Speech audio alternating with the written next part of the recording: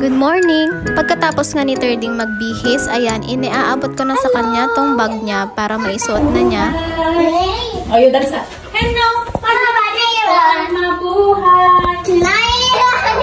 Cheese! Cheese! Ay, cheese ka. Cheese!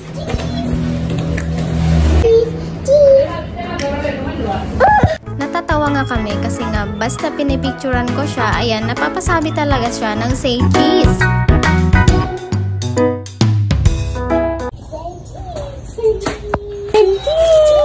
Tadi! Tadi!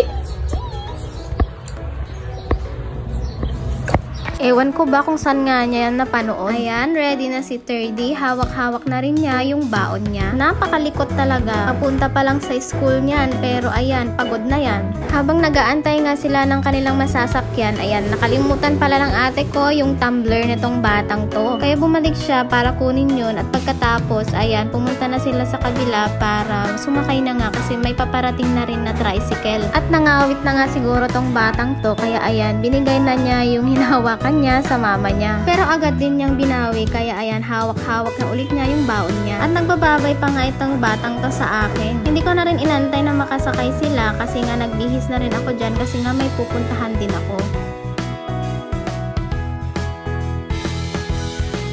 Umambon nga pala saglit, kaya di muna ako nakalabas agad. Pero nung tumigil na, ayan, lumabas na nga rin ako para mag-antay ng van. Agad nga rin pala akong nakasakay dyan. At dito sa part na to, huminto nga itong van kasi nga may bababa. Itong part na to pala, walang signal, kaya ang hirap pagka nasiraan ka. At ayun na nga, nakarating na nga rin ako dito sa Tugigaraw. Maaga nga pala akong dumating dito, kaya ayan, close pa yung mall. 10 minutes bago mag-10 nga pala ako dumating dito, kaya ayan, nag-antay muna kami ng 10 minutes at pagkatapos nun, pinapasok na nga rin kami agad. Pagpasok ko nga, ayan, nakikita ko na yung mga Christmas lights. Bare months na nga pala, kaya ayan, meron ng mga Christmas decorations. Dumiretso nga pala ako muna sa CR at ayun na nga, nagulat ako kasi nga may bisita pala ako. Wala pa naman akong dala, kaya buti na lang at may ganito dito sa CR. Buti na lang at may vending machine, kaya ayun, naghulog lang ako ng 5 pesos.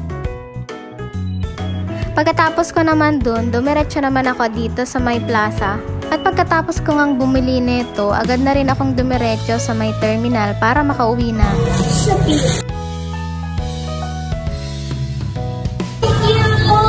At pagkarating ko nga sa bahay, iniabot ko na kay Terdy yung pasalubong kong fries sa kanya. Pinabili nga pala ng ninong niya yung fries para daw masaya si Terdy kasi nga favorite niya yung fries. At kinagabihan naman, nagluto naman kami ng fried chicken at nitong bihon. Napakasimple ng sahog nito pero napakasarap naman.